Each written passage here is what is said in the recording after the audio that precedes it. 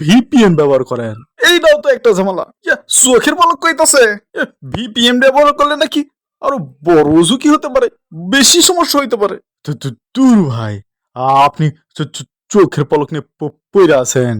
পলক ওইদিকে না না ফেলাইয়া নিজের ল্যাপটপের দিকে ফেলান। আরে বন্ধু, কয়েকদিন যাবত কোনো ফেসবুক কাজ করতেছে না। আমার আমার ডার্লিং এর তো বিয়া হয়ে যাইব গা। আমি কচুর গাছের সাথে দড়ি দেওয়া ছাড়া আমার কোনো উপায় নাই। আমি তো মরে যাবো গা। আমি কচুর গলার সাথে দড়ি দিয়ে আমি মরে যাবো। ফেসবুকে কাজ করতেছে না, আমার ডার্লিং এর যে কি হইব আমি তো বুঝতে পারতেছি না।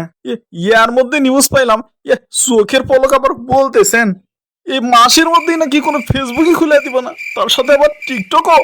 আরে আমরা কি বানে জলে ভাইসে আইছি? আরে চোখের পলক যদি চালাইতে পারে, আমরা কি বানে জলে ভাইসে আইছি?